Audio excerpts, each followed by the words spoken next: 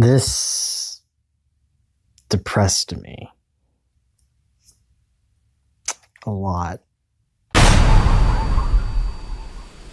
Salutations, everyone. I'm Niru, and I just watched M.Night Shyamalan's new movie, Old. And boy, does it throw me in a 180. So, you already know the plot of the movie, about a group of people, family, and a group of other families and other people who were spending time at this resort. They come by at this hotel, and they see, and they go to this beach, and what happened is that they start to grow old in this beach, and they start to get sad at this beach and grow old, start to reflect on their life and everything, and that's the movie. The whole movie is about them trying to escape and try. They all fail. Each of them die one by one. It wasn't a joke about this movie, but I have nothing. Like, everything I'm thinking of is just depressing me, making me sad, and I just feel like shit at this point.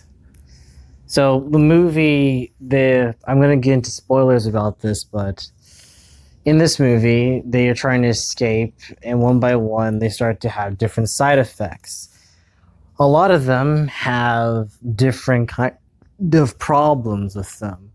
One of the guys who was a rapper named Mid-Sized Sedan, I don't know why that's his rapper name. It just sounds weird that a rapper would be called Mid-Sized Sedan. He has a problem with his blood, and he starts to bleed a lot. I think it's called being a hemophiliac. I don't know. Another woman has seizures, and she starts to die from those seizures as soon as she tries to escape. Mid-Sized Sedan dies because a doctor, who was played by Rufus Sewell, his dementia is slowly it's rapidly getting into him, and he starts to go crazy. And he starts to kill Mid-Sized Sedan due to his dementia, thinking Mid-Sized Sedan was gonna go and steal all his shit and try to break into his home and hurt his family. And he starts to kill this rapper.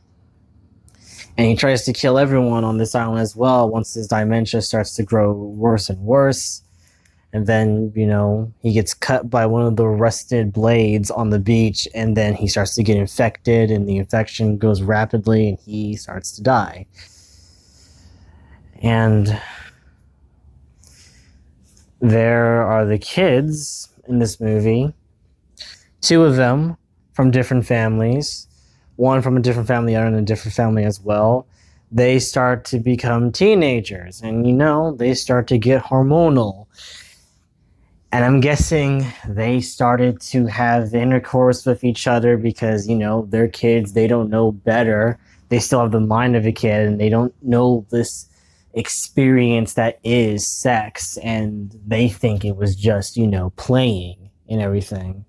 So to them, they think it's some kind of game, I guess, which makes one of the kids pregnant as they were teenagers, and then the baby dies rapidly because it couldn't survive on the island that quick due to it not having that much attention and care. And another woman who has a calcium deficiency, and she needs a lot of calcium. Her calcium deficiency starts to go rapidly, and her bones start to break, and she starts to break apart and look like a human pretzel at the end of the movie. And the mother and father of the movie, of the two brother and sister, the kids, one of them, the husband, starts to lose his sight, and the mother starts to lose her hearing as soon as they grow much older.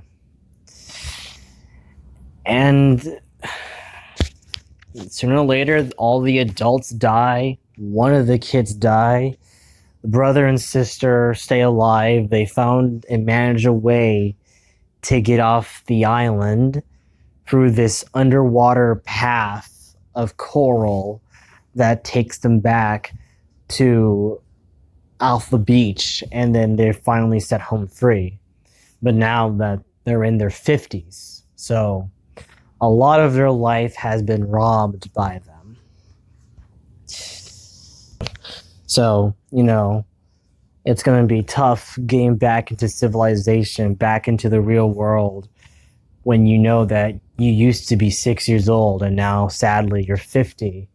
What are you going to do in your last remaining years? Like, at that point, when you're 50 and you were 6 just yesterday, what are you going to do after that? Like, what are you going to do? And what are you going to, have to say when you are with your life? You can't do nothing at your life at this point. Sure, you can live it, but you have lost the experiences and enjoyments of being a kid. You lost the joys of being a teenager. You lost your remaining years of joy of being 20 years old, about being in your 20s, and having a good time and actually trying to figure out what you want to do in your life. You're already 50. At that point, you are supposed to retire or still do other things in your life, but no, you're robbed that. You're gone.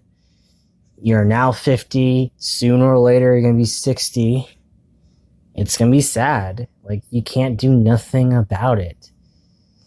It's depressing. It kind of makes me sad about my life right now, wondering if I'm going the right direction or right path of what I'm doing right now. Reviewing movies, playing games, and writing stories. Hopefully doing well on that.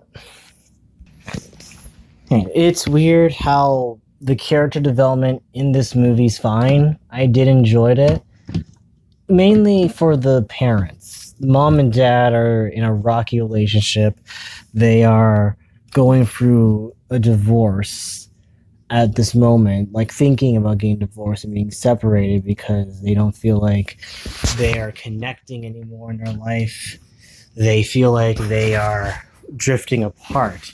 But being on that island, being sad, growing old, seeing their kids growing old as well, losing what precious moments of their life they could have had, losing countless of beautiful memories they could have had if they were given more time together. And seeing the couple be depressed, sad, wondering what they're going to do, and then the husband admits that he cares about his wife after finding out that his wife was seeing another guy that was just using her to make her feel like she was loved, even though the husband feels so sad and feels like he's a coward that he couldn't express how much he loved his wife until he had to explain it to her in their final moments that he does care about her and loves her and wish there was more time with them. And the island made them realize that there was a lot more and all the things they were experiencing, hoping that they could have done better in their lives. Even they start to lose their memory as soon as their aging goes by. But the husband's like, it doesn't matter why we're fighting. I'm just happy now, and I still love you. And he just talks about how much he feels about her. And then they sadly collapse together while their kids see them die in front of their eyes. And I love that character development between the parents. It was nice. I mean, the movie, as it's all about the people trying to escape, and that's pretty much it. I thought it was going to have the M. Night Shyamalan mannerisms of like over the topness and silliness of unintentional comedy that we've gotten from him with The Happening, and what we gotten from him with uh Lady in the Water and so forth. But right now, we have gotten something from him that's more akin to what he's done with Unbreakable, what he's done with The Visit, or Split, or Glass, of recent movies he's been doing as of now. And he has done a lot. Shyamalan has grown as a director, and I expected something silly. I expected something over the top. I did get a bit of that because I was so weirded thinking, like, why are these kids asking about these random strangers? Hi, what's your name and occupation? Which is so weird. But I guess it was Shyamalan's way of saying, like, hey, this is how I'm gonna get out exposition and character about and talking about how the characters are. So this is how I'm gonna say it. Let the kids ask what their name and occupation is just by that, which is silly, but it just slowly gets depressing the more and more I see this movie, especially with one of the girls who did get pregnant and her baby died, and she's wondering to herself, like, she feels like she's not going to experience the joys of life as a teenager or an adult, and she tries to escape in the island, but sadly dies from trying to escape, and when she slowly falls down and collapses. It just, everything about this movie just makes me sad, and it makes you contemplate, like, with death, knowing that you're not going to live forever, knowing that you have to come to terms and grips knowing that you're never going to be on this earth for so long. And that's what depresses me. I can see why audiences and critics were so polarized by the ending of this movie. And once that twist comes to play, well, it's not the twist about how are they getting old. It's already been told in the movie. It's the rocks and its minerals from the rocks in the water that take their skin and makes them age rapidly. Like, that's already been explained. Like, they didn't say it straight away that the minerals will make them older. They just been tricked by the hotel manager that the minerals will help you, even though it's a lie. When in fact, that these people, this manager, this hotel is not really a hotel. It's a front where it's actually a bunch of scientists in a lab making medicine to cure diseases, to cure a lot of stuff like seizures, epileptic seizures, or like freaking like dementia, or any kind of like disease or kind of some kind of weakness that humans sometimes have that don't have that, and they're trying to find cures in medicine for these people to see how long they last on the beach and see if their medicine worked because they're just used as test subjects once they get killed on this beach. And that's why this manager, who is secretly like a lab scientist, he's using these people as test subjects, in the alcohol or cocktails they have gave like the people or the kids or anyone these medicines is because they wanted to find out uh, how long will this medicine take to help these people uh, get over either their diseases or seizures or whatever, to see how far they will last. And they determine this by how many hours they'll last on the beach, because since hours for them is years.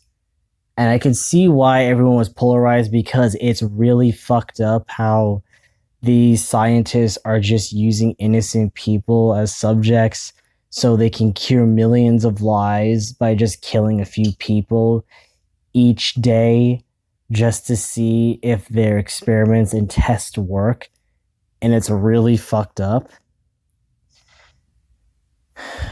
It, man,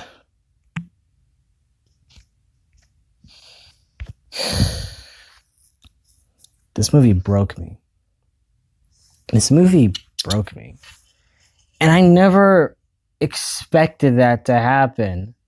I was told that this movie, it wasn't what I was going to expect. Like, someone told me that this was silly, this was weird, like, it was a WTF movie. It is a WTF movie, but not in the enjoyable sense when you think of an M. Night Shyamalan movie. When you think of M. Night Shyamalan, you usually think, oh, I assume it's going to be campy, bad acting, and Shyamalan doing a twist ending, but also he's trying to make it seem serious in what he's trying to attempt in making when he makes a film. I just saw Lady in the Water for a second or the first time, I don't remember, last week. And I was like laughing how ridiculous that movie was and how Shyamalan was saying like I was taking this seriously. And I'm like, how? This is weird.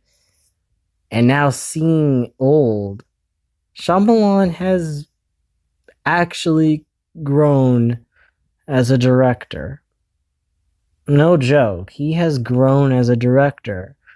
Like maybe he took criticisms from actual critics and he actually figured out like, hey, maybe I should take some advice and actually try to do better with my work. And he did. I loved The Visit. I loved Split. I loved Glass. I thought those movies were pretty fantastic. Shyamalan had like 3 movies in a row that were all hits to me that I actually enjoyed. And Old is a movie I don't think I would ever watch again. Like, ever. I don't think I would ever touch this movie again. I don't think I will ever pick up this movie again. It's not like a movie like Unbreakable that can pop in any moment and say, like, this was a good movie. It's not like The Visit where I can pop in occasionally and say, yeah, this was good. I mean, I've seen Glass a couple or 3 times already ever since. I watched it twice in the theater. I watched it again on digital. I thought that movie was pretty great, but I really was saddened about the ending and how a few of the characters were handled was kind of messed up. But it worked out at the end, and I was glad it came to a nice, fitting conclusion in his trilogy, in his Unbreakable trilogy. And but this movie, suppressing. And Shyamalan made this movie, and it was based off of a graphic novel he was reading. It was called Sandcastles. And I guess when I read an interview, I watched an interview where he's talking about like that his family gave him a gift for his birthday, and he got this graphic novel called Sandcastles, and he was so inspired by this comic book, this graphic novel, that he started writing a script about it, and he wanted to make a movie about it. And that was pretty interesting seeing that. It's weird how there's graphic novels out there that I try to look up and try to find like a wiki page about it, or at least like some kind of page describing what the book was and seeing where it can be released. And usually you don't see that because it's usually a graphic novel that's not well known to people, and it's not something that people talk about constantly. like Atomic Blonde. Atomic Blonde was based off of a graphic novel called The Coldest City that I think Charlize Theron read, and she wanted to make a movie about it, and she wanted to find the right director that can direct that film. And she saw the John Wick movies, and she approached David Leitch to direct the film, and that's what she wanted to do. So technically, it was kind of a passion project for her. It's weird how I don't know these graphic novels. Now, not a lot of people do. And then when you actually read them, they're honestly shockingly different than the actual movies that were based on them. Like Atomic Blonde's graphic novel called The City doesn't have the action scenes, it doesn't have all the fight scenes that were in the movie that was just added in there. The Coldest City is actually a straightforward drama, spy thriller graphic novel, and that's all it is. Old seems more rated R than PG-13 than what this movie is. This movie is PG-13, but the graphic novel is so R rated because there's nudity in it. There's a lot of explicit things. I saw a few bits of images in it while I was watching this movie, and I was trying to look at it. I was like, oh, Jesus.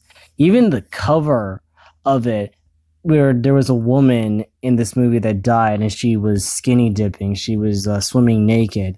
And in the graphic novel, you see her fully naked in there, and you see her dead corpse floating in the water. And I was like, huh, this movie seemed more graphic. This graphic novel seems more explicit than the actual movie, which makes me wonder why Shyamalan didn't start to make it rated R, is my question. I mean, for a PG-13 movie, it really gets away with a few things. Like, I mean, sure, like backside nudity, like seeing a woman's butt isn't uh explicitly rated R. It's just like, here's the butt, just don't show the boobs. I don't know what sense that makes. And that's it. Even a lot of graphic stuff, like people getting stabbed and shit. Like, Jesus Christ, I was not expecting that to be so violent for a PG-13 movie, which I'm surprised Shyamalan got away with a lot in this movie that not a lot of PG-13 movies these days can get away with. I'm very shocked about how graphic the film can be sometimes. Not a lot. Like, there is restrictions. They can't show a lot of things, but a lot they do get away with shocked me, especially with Rufus Sewell getting like infected by a rusted blade, and you start to see him crumbling apart and dying. I was like, damn, they really went above and beyond with that, with the violence in this film. It's not very graphic, but it is very uncomfortable to watch. Shockingly, if you want my opinion, it's more uncomfortable than the gore in Candyman. Yes, let that sink in for a while, because it's weird how a movie, like sometimes gory and bloody, isn't that shocking. It's more the visuals, the messages in this film, the subject that's been talked about, getting old age and dying. It's more unnerving and unsettling because it's like basking in more of the reality of knowing, like, you're gonna die.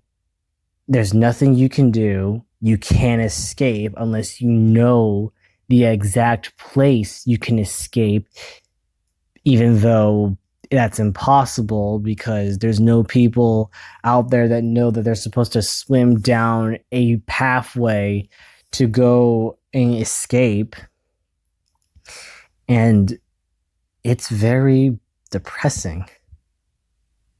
And seeing the movie end the way it did, seeing the kids later were 6, but now they're 50, it depresses you. And it depresses me.